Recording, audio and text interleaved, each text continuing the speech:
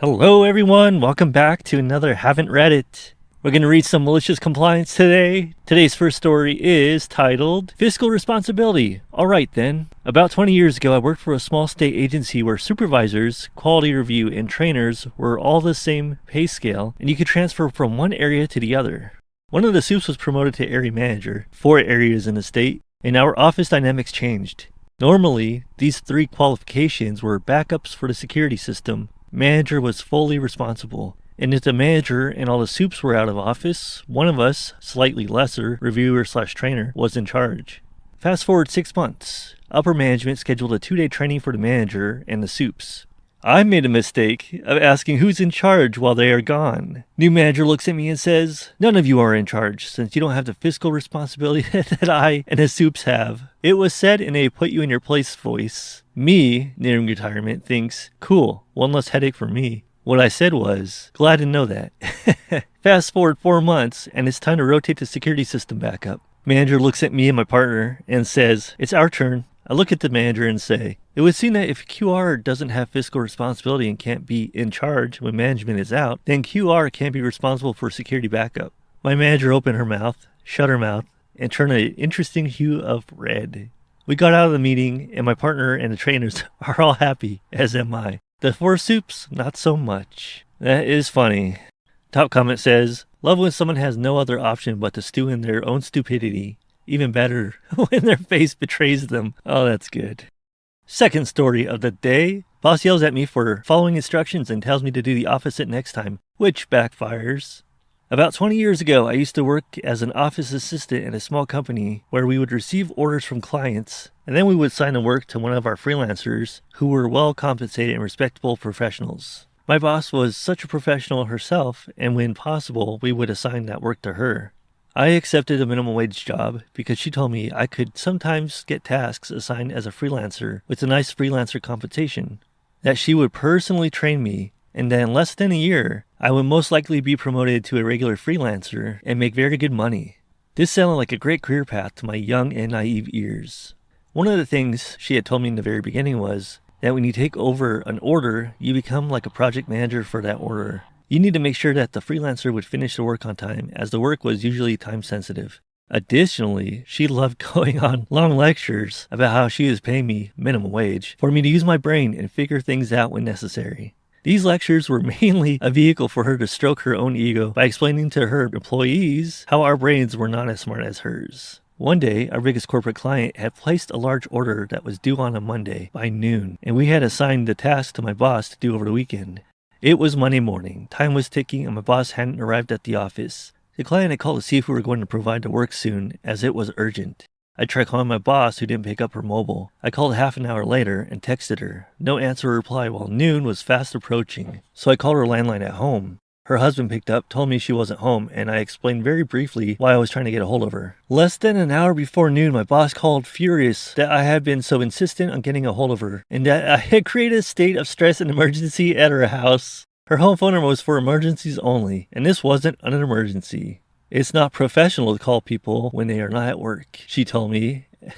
She told me she got everything under control, and she was now sending the work to the client directly. When she arrived at the office, she gave me a big scolding in person and told me I do need to hound other freelancers, but not her. It was her business, and she's got everything handled. She knew all the clients, and they were clients because of her. She looked me in the eyes and told me, "If I take over a task, it's not your task anymore, it's my task. You don't need to bother me with reminders. You just give me an instruction from the client and I'll handle everything myself. From that point on, your job is done." I never ever miss deadlines.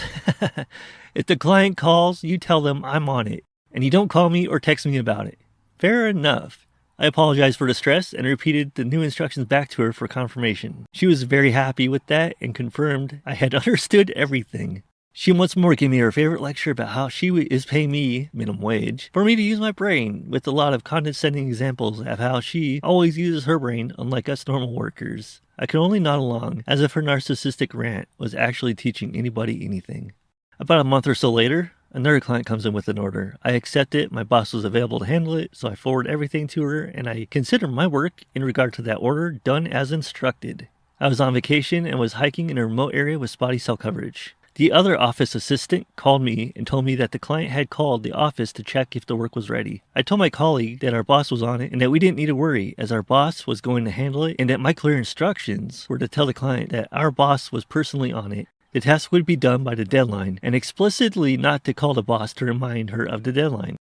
Then, since I was on vacation, I needed to conserve my battery, and everything at the office was handled. I switched off my phone. An approaching deadline that my boss had to meet was explicitly not an emergency.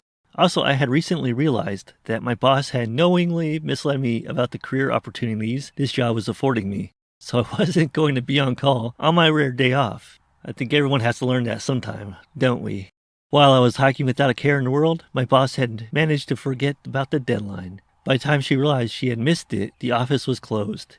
My boss had urgently finished the work, but it turned out she didn't know the clients so well as she didn't have their contact details. As the order was in the office and my phone was off, she had to go there herself, fetch it, and use the contact details to deliver the work late.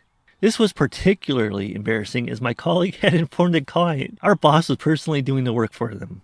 When I came back to work, it was pandemonium. She screamed at me, but I simply pointed out that everything I had done was following her instructions. "Why did you do this?" you told me. "Why didn't you do that?" you told me not to. She was fuming, but she knew I was correct, and I had acted exactly as instructed.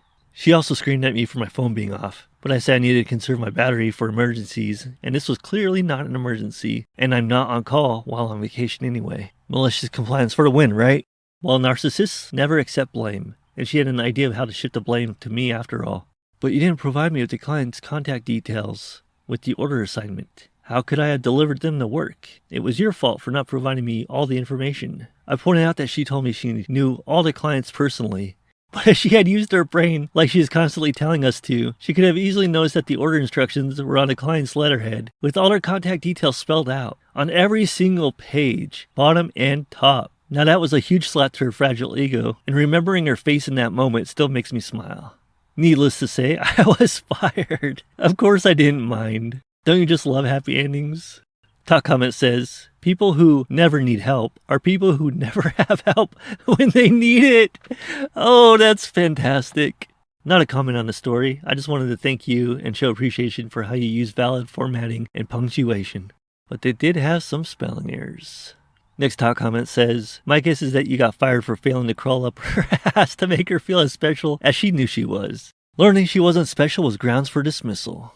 OP says, I see you have met my former boss as well. Next top comment says, it's not professional to call someone when they are not at work. Says the woman who wants to call you when you are not at work.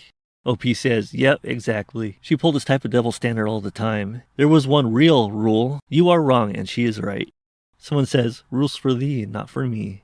This next comment says, lectures about stuff are weird. Give the information or coaching and move on.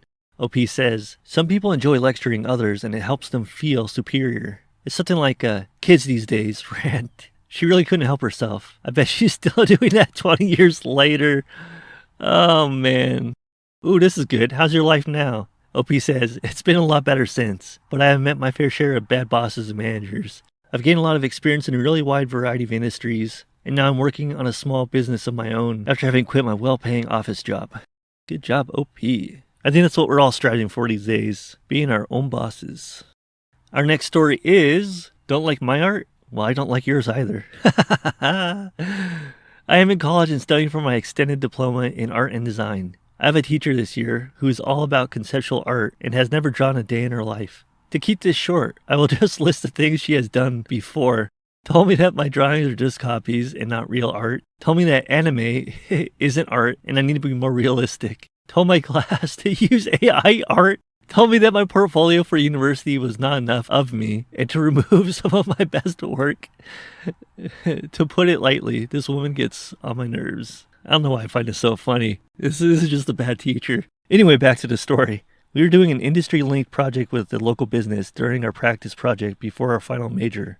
She had arranged a visit for the head of the company to come and see our artwork as we were in lesson. She spent 3/4 of an hour looking at 2 people's work in specific. There was 9 of us in that class, and then eventually came over to me and my friends. We all specialize in character creation and concept art, looking at a lot of different animation and cartoons and using those styles. She brought over this woman and said, "These are our character creators. They all really like anime, but we're trying to get them to move away from that and look at some real art." We were shocked that she could just discredit our work in front of this woman who employed us to do the work for her business. Damn.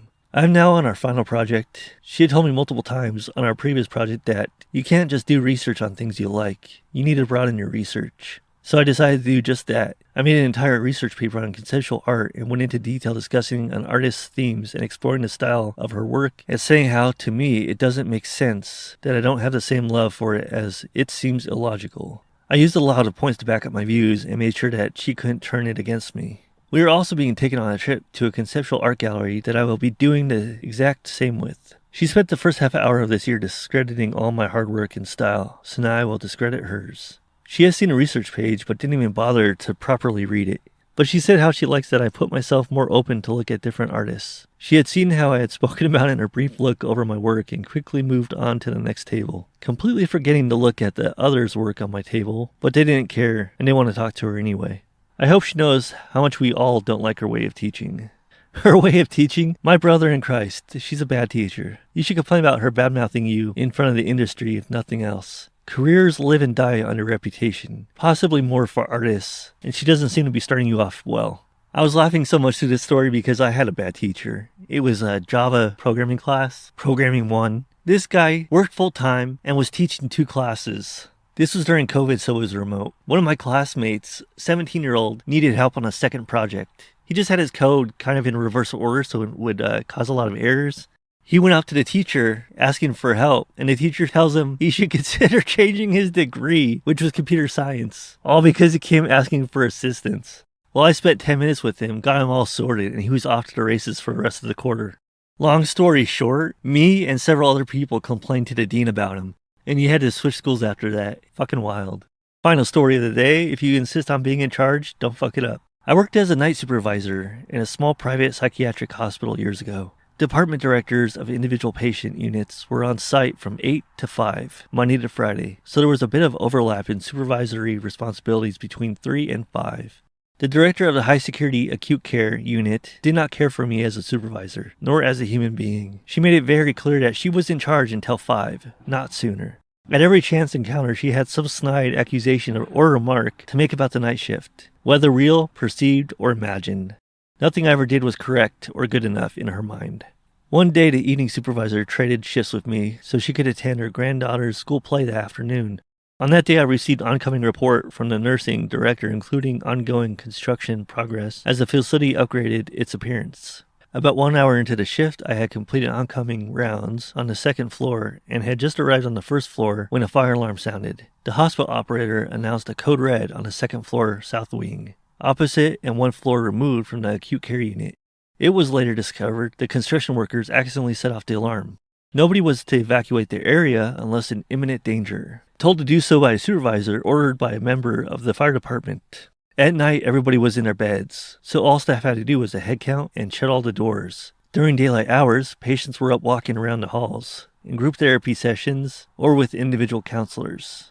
I instructed the charge nurse to gather all the patients and staff into a large day room, complete the head count, and remain there until the all clear was announced on an intercom. As I started to leave, the unit director entered and demanded to know why all the patients weren't lined up at the door. Stupid sleep-deprived me didn't understand this was a rhetorical question. I started to explain that this was the safest way to keep track of this population, and they were in no immediate danger. She didn't wait for an answer. She started yelling for everyone to line up at the back door and leave the building.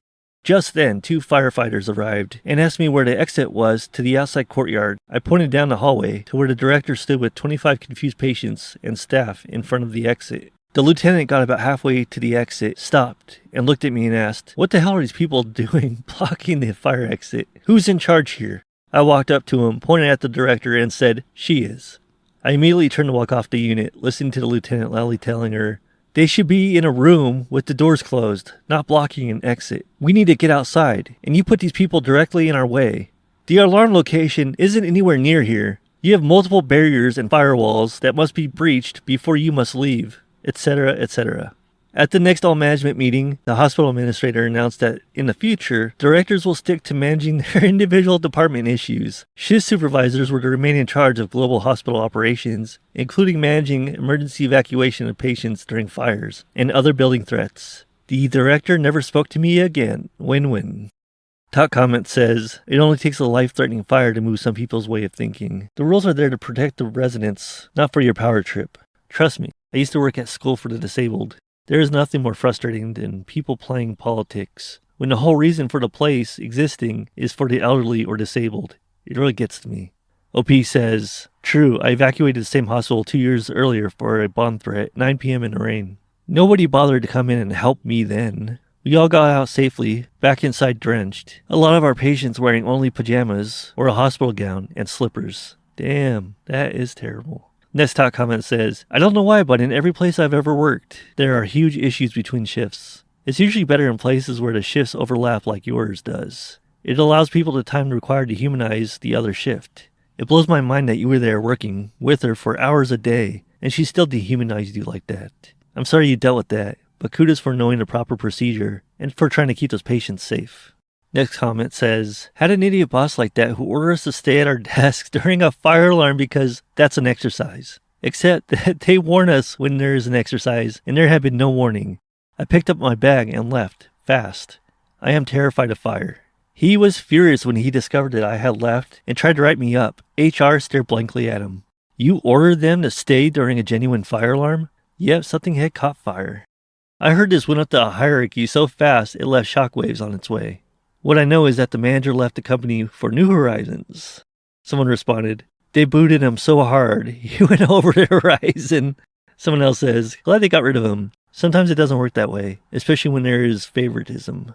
Next top comment says, I felt good reading that, thank you. Next comment says, as a night shift supervisor at a hospital, this was so cathartic to read. This is great. This comment says, sounds like the firefighter rescued you from being micromanaged. Thanks everyone for listening. I'll catch you in the next one.